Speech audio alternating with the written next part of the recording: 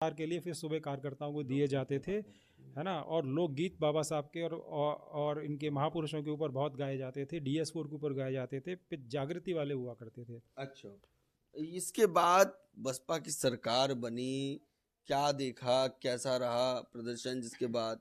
बसपा की सरकार बनने से पहले आपने एक पूर्व में प्रश्न किया था, मैं उसको कवर कर दूं। तो साहब बहन जी ऊपर से टारगेट देते थे। सबसे पहले आगरा में, उत्तर प्रदेश में जाटव समाज पार्टी से जुड़ा, मूवमेंट से। उसके बाद में मान्यवर कांशीराम साहब ने नारा दिया था।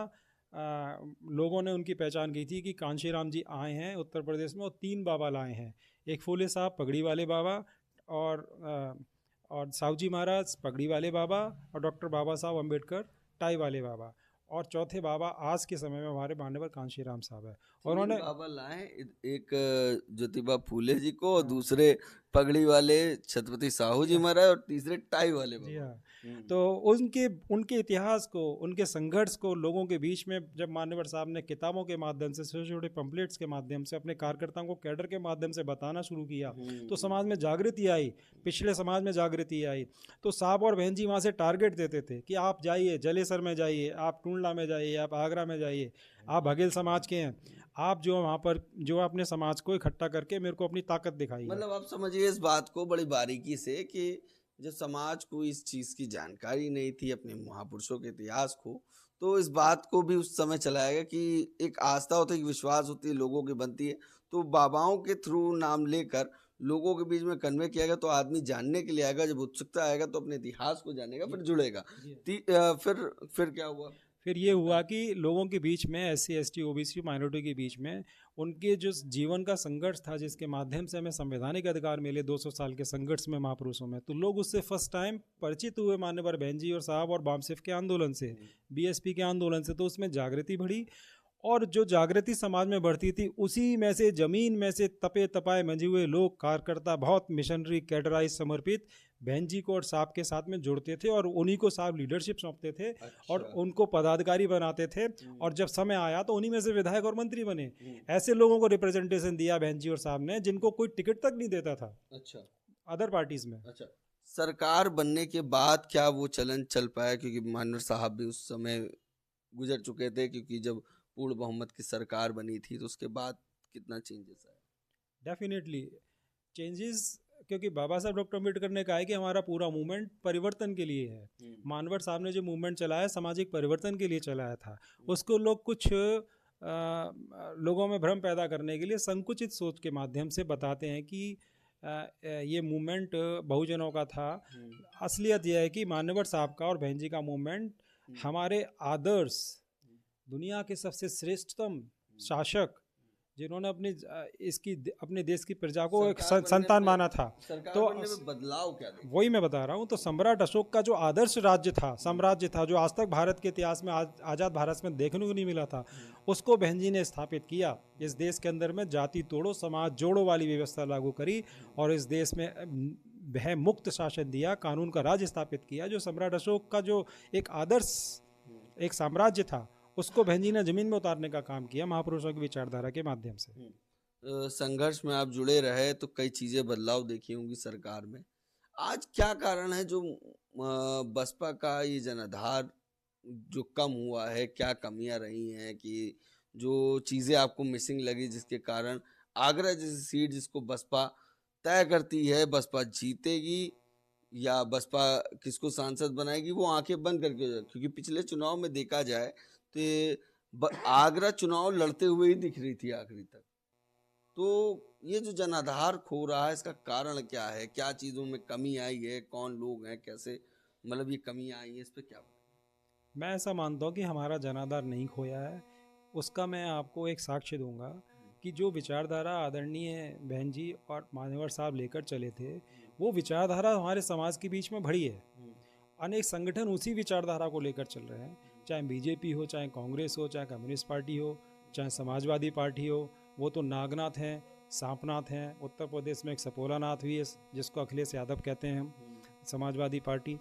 ये लोग सारी जो बीएसपी की विचारधारा है, इनके पास अपना कुछ नहीं है। बीएसपी की विचारधारा, बीएसपी की पॉलिसीज़, बीएसपी की जितनी भी बनाई हुई मान्यवर साहब की नीतियां थीं और उन्होंने साहब ने जो बहन जी ने अपनी सरकार में लागू किया, उन सारी चीज़ों को चुरा करके, लोगों को भ्रमित करके आज बाबा साहब का फ़ोटो, जो बाबा साहब के नाम से नफरत करते थे लोग, बाबा साहब का फ़ोटो लेकर सबसे आगे चलते हैं। ये डुप्लीकेट लोग हैं, मतलब लोगों को गुमराह कर रहे वो हैं। पॉइंट मतलब जैसे मैं यहाँ पे थोड़ा सा आपसे इस बात को रूबरू कराऊंगा। इनका कहने का मतलब ये है कि जो मूवमेंट, जो आइडियोलॉजी मानव कांसी राम साहब चलाते थे, उसी उन्हीं के व्यक्तियों को तोड़कर उसको स्ट्रेटजी को तैयार करके लोगों को भ्रमित किया जा रहा है इस मूवमेंट को सैबोटेज करने के लिए, इस मूवमेंट को ख़त्म करने के लिए। क्योंकि बहुजन समाज पार्टी मान्यवर साहब और बहन जी के त्याग से, लाखों कार्यकर्ताओं की कुर्बानी से एक राष्ट्रव्यापी आंदोलन बन गया था। तीसरे नंबर की हमारी पार्टी तब भी थी, आज भी है, और वैचारिक स्तर पर तो हम आज भी पूरे देश में पहले नंबर का विचारधारा के संगठन है।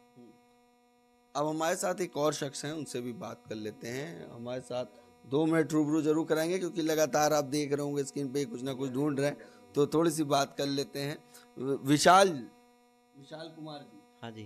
राजपथ आप देखते हैं, तो क्या राजपथ की जो आइडियोलॉजी है जो काम कर रही है, या राजपथ जो खबर दिखा रही, उससे आप कितना रखते हैं कि आपको क्या लगता है राजपथ क्या खबरें सही नहीं कर रहा है?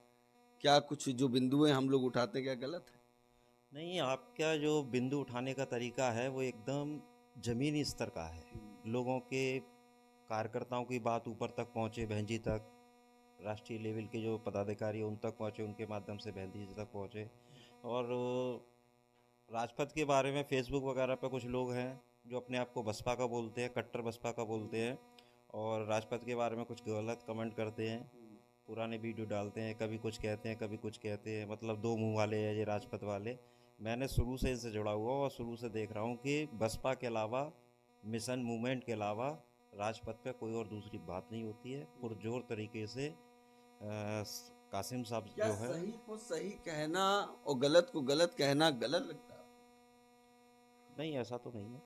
है ना? नहीं। अच्छा, एक बात करनी है, क्योंकि भैया तो बसपा सुप्रीमो के टाइम से काम कर रहे हैं, पीछे हाथी का झंडा लेके चल रहे हैं। जो फोटोज इन लोगों ने देखी होगी, और जो लड़का आपको दिख रहा है वो यही शख्स है।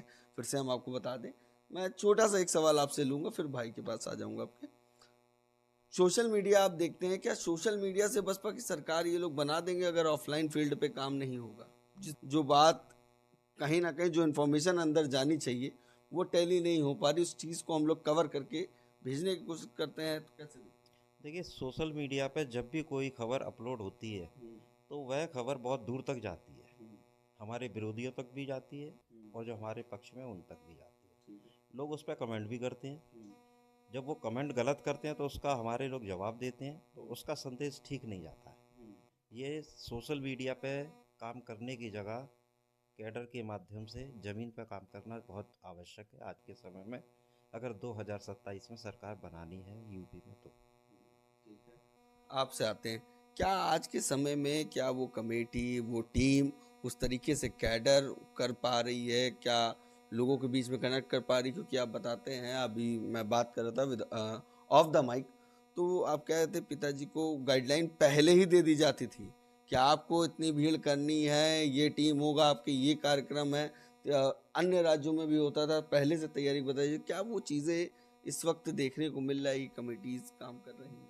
बिल्कुल, बहन जी ने बहुत ही इस पे बहुत ही सिंसियरली अभी राष्ट्रीय स्तर की मीटिंग भी ली है, समीक्षा की है, और बहुत ही ज़मीन पर हम देखने को मिल रहा है कि मोबाइल्स में भी पूरे प्रोग्राम हो रहे हैं, चेकआउट होकर आ रहे हैं।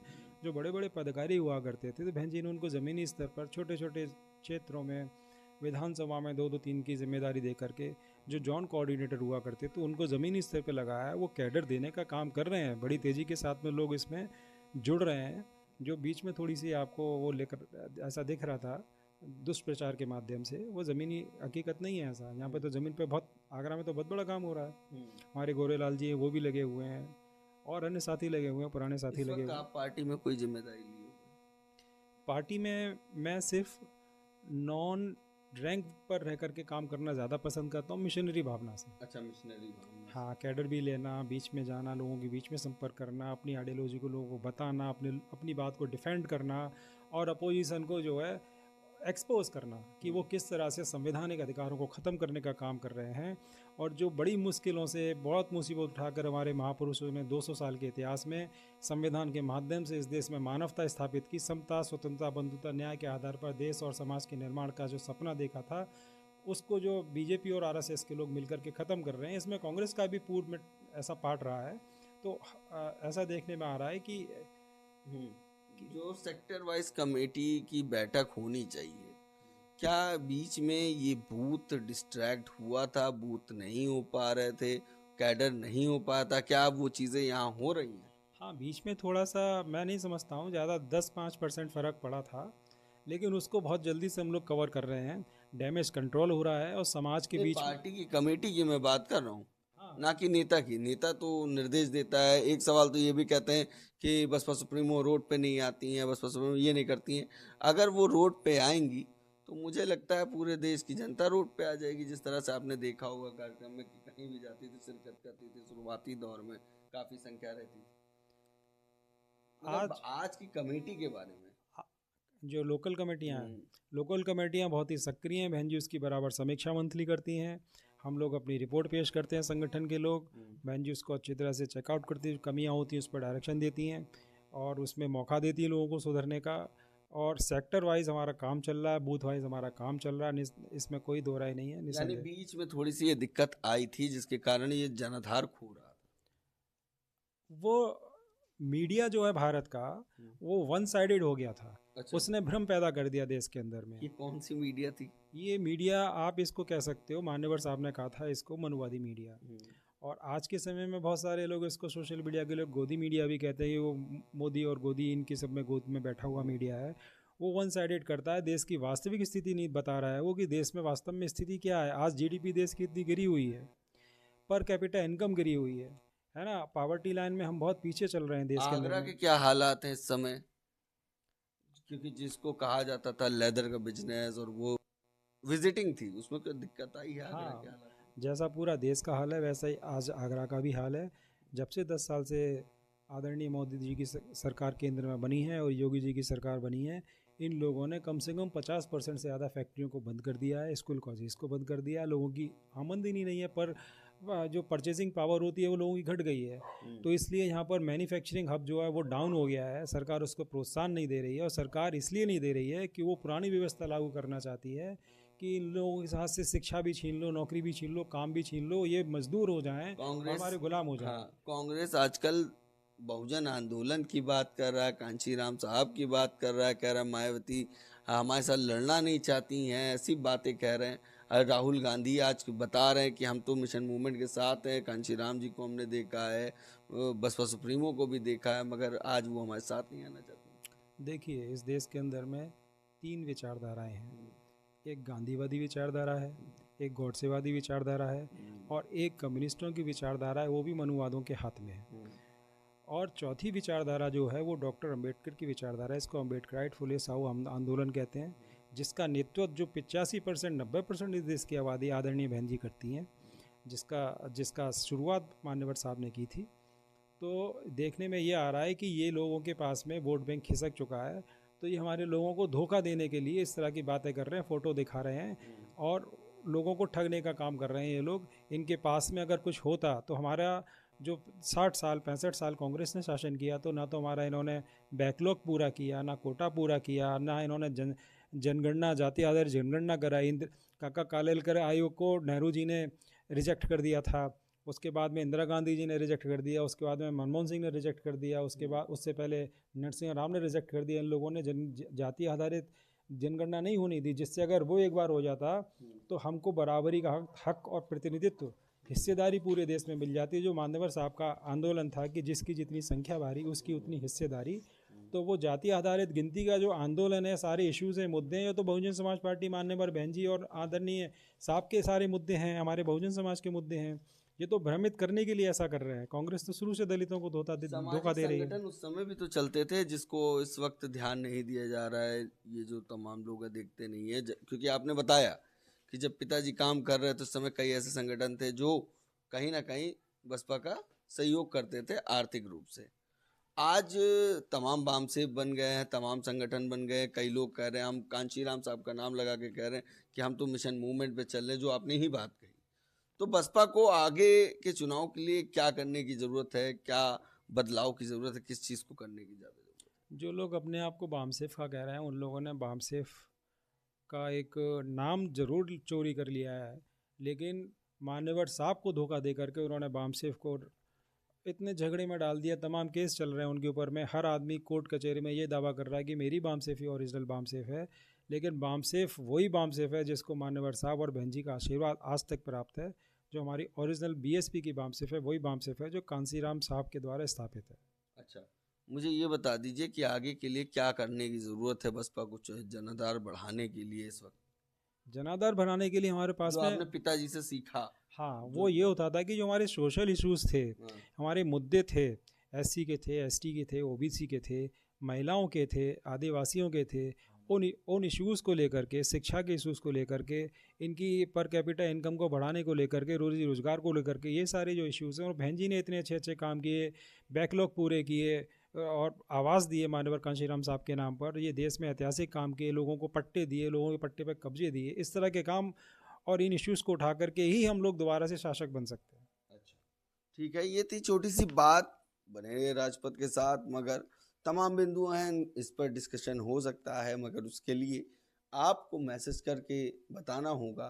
क्या पूरे इतिहास को बारीक तरीके से आप जानना चाहते हैं कि ये व्यक्ति जो हमारे साथ मौजूद हैं, ये आपको बताएं कि इनके पिता कैसे काम करते थे, मिशन मूवमेंट क्या था, तो वो 1.5-2 घंटे का वीडियो होगा। अगर आप लोग देखना चाहेंगे तो ज़रूर बनाई जाएगी, मगर फ़िलहाल इस बात को यहीं पे हम ख़त्म करेंगे। फ़ोटोओं का दौर आपकी स्क्रीन पे चल ही रहा था, किस तरीके से मिशन मूवमेंट से जुड़ा हुआ ये परिवार है। आज भी वही मिशन मूवमेंट में लगा है। इस कमरे का रंग भी नहीं बदला है, ये कमरे का रंग भी वैसे ही रखा है जिस वक्त बसपा सुप्रीमो यहाँ आती थी, उसी तरीके से इस कमरे को रखा गया है, क्योंकि ये बसपा सुप्रीमो को मानने वाले नहीं, उनको अपना आदर्श मानते हैं। और वो जो भी है बहन जी ने जिस टेबल पर, डाइनिंग टेबल पर खाना खाया था, जो फोटो में आप देख रहे हैं, हाँ। वो भी हमने एक लोगों में प्रचार प्रसार के लिए कि देखिए आदरणीय बहन जी किस तरह से साधारण रूप से हमारे समाज के बीच में आती थी, पद यात्राएं करती थी, वो भी हमने आज भी निशानी के लिए बचा के रखी है। आज हमारे ऊपर वाले रूम में सुरक्षित है।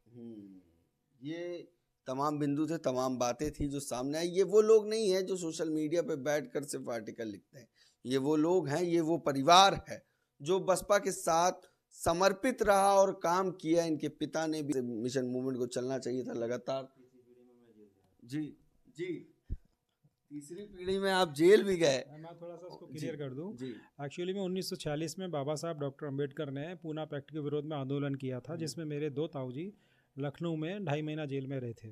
उसके बाद में 1965 से 67 तक आंदोलन चला, जिसमें बैंकों का राष्ट्रीयकरण हुआ आरपीआई के द्वारा, बीपी मौर्य जी के नेतृत्व में। उस समय हमारी बहुजन समाज पार्टी का जन्म नहीं हुआ था, उस समय वही अम्बेडकर मूवमेंट हुआ करता था। तो 2 साल मूवमेंट चला। उस मूवमेंट का ही परिणाम था कि बैंकों का राष्ट्रीयकरण हुआ, आरक्षण में प्रमोशन हुआ, रोस्टर प्रणाली लागू हुई, और इसके साथ साथ जो संसद भवन पे जो बाबा साहब अम्बेडकर की आदम को प्रतिमा लगी थी, वो उसी मूवमेंट के लोगों ने ली थी। वो जेल भरो आंदोलन हुआ करता था। तो वो जेल भरो आंदोलन के माध्यम से वो हमारी तीसरी पीढ़ी थी। इसमें मेरे दादाजी, मेरी दादी, मेरे ताऊजी, मेरे ताई जी, मेरी माँ 3 दफ़े जेल में गई। अब हमारा छोटा भाई है, अब तीसरी पीढ़ी है जो ये भी जेल में रोक आए हैं। 2 अप्रैल 2018 का जो आंदोलन था, जिसमें कि मोदी सरकार को अपने वो काले कानून वापस लेने पड़े जो हमारे विरोध में बनाए गए थे। ये परिवार 1942 से आज भी मिशन मूवमेंट के लिए समर्पित है। और आपको जैसा कि अपडेट काफ़ी दिख रहा होगा, कई चीज़ें नहीं दिखा सकते हैं क्योंकि कुछ चीज़ें सामने नहीं तैयार की जाती हैं, और कहने को डाटा तो इतना है कि आप देख नहीं पाएंगे, मगर फिर भी आपसे जो हम रूबरू करा सकते हैं वो रूबरू करा रहे हैं। बाकी बने रहे मैं चैनल के साथ। धन्यवाद।